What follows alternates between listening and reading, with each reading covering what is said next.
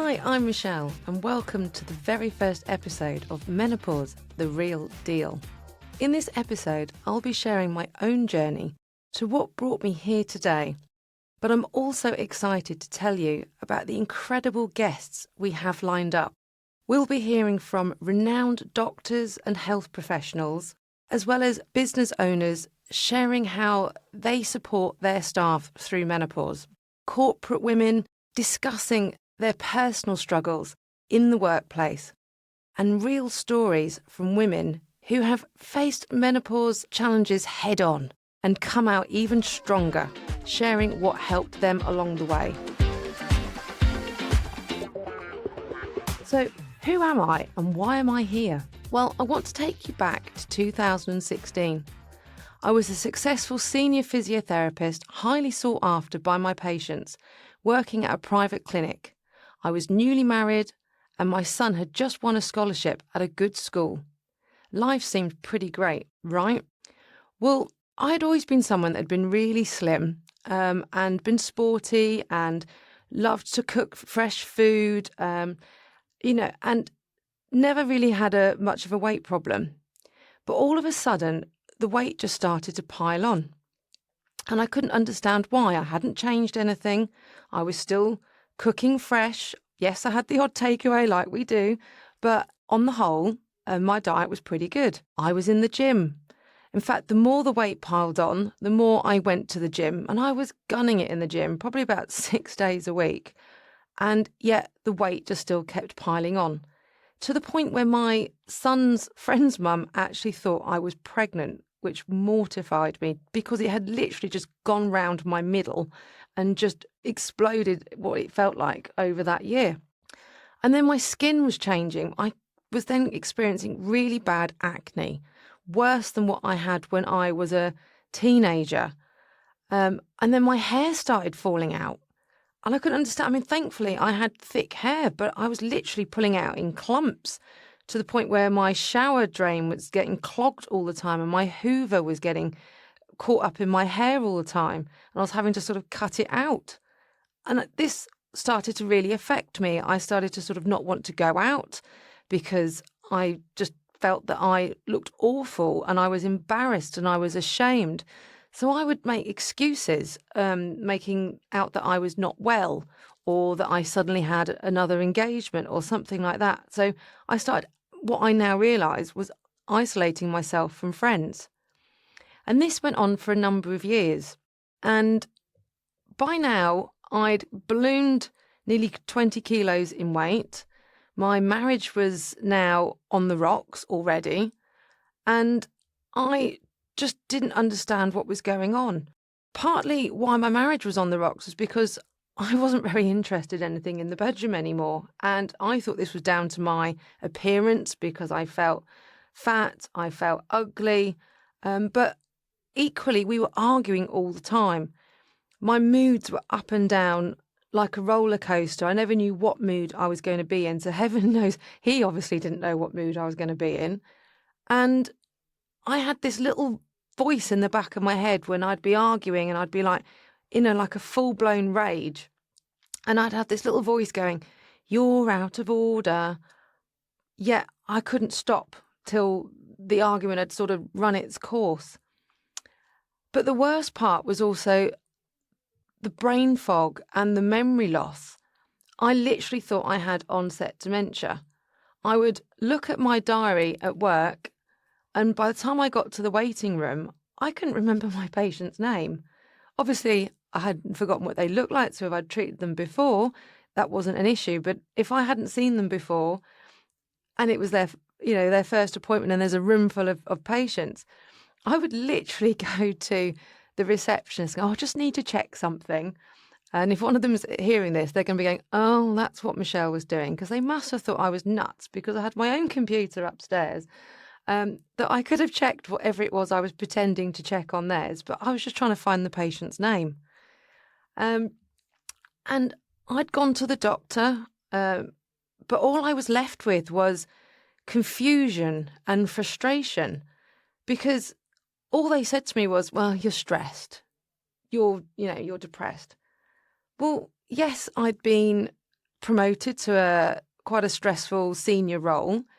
Yes, my marriage by now had actually ended.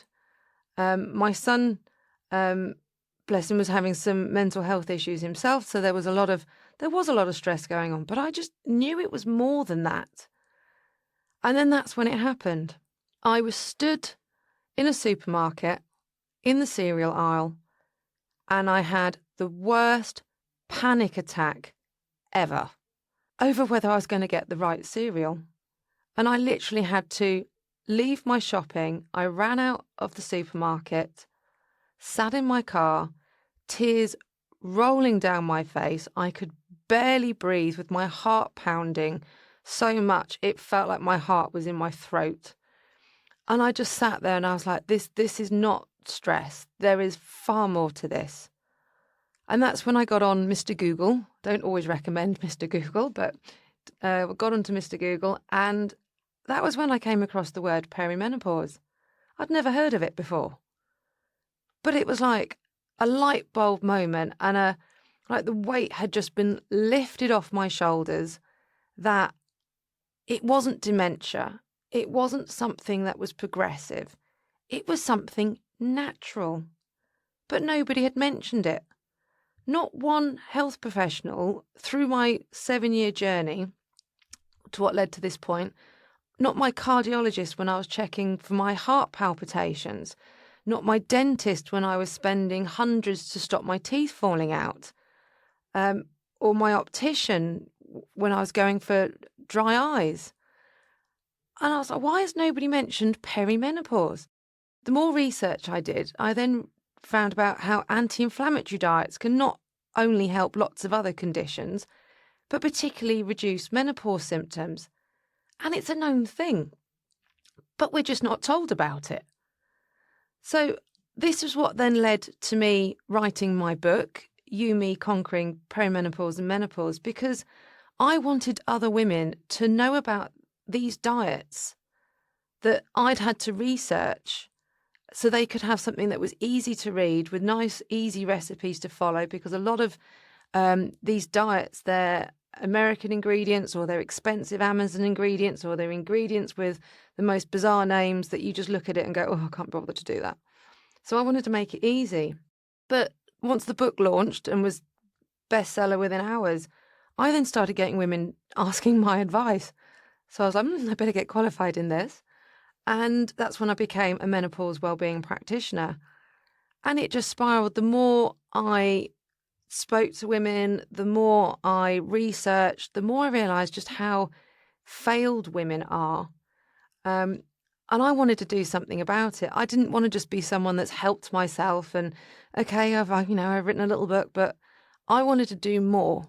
So that then led to me doing menopause wellbeing workshops for businesses, and then led to me doing workshops and online courses for businesses, health professionals and coaches. And it's led to me being here today, where I just want to get out there and help as many women as I can. My TikTok, my partner laughs all the time saying, I'm on there all the time answering women, because it's global. It's not just the UK. There's women being failed by health professionals, by their employment, and there's just a lack of understanding and inadequate support in general, because there's just still such a stigma. And by talking about it and getting it out there, we can break this stigma and we can help each other. And that's what this podcast is about us all breaking the stigma, debunking and breaking the myths, because there's so many myths that even a lot of doctors seem to believe. And I just want women to know how they can help themselves. You don't have to put up with it. It's not one of those things, it's just getting old. There's not a lot you can do. There's a lot you can do, whether that's down the HRT route or whether that's diet and lifestyle. And there's so many things that can be done to help. So that's why we're going to have some incredible guests, whether they are health professionals, corporate women, business owners, or simply women, or even partners that have experienced how they've managed to support their partners as well, because it affects everybody, whether that's directly or indirectly. It affects us all, because even if you're a man, it could be your mum, your partner, your colleague, friend. So we all need to understand a lot more about menopause.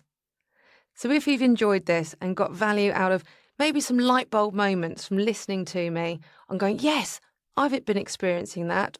Yes, or, oh, I can relate to that. Then make sure you follow, because you're going to find some really great tips on how to thrive during menopause.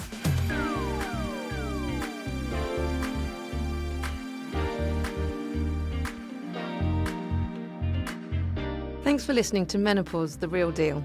If you've enjoyed our show, then please rate and review.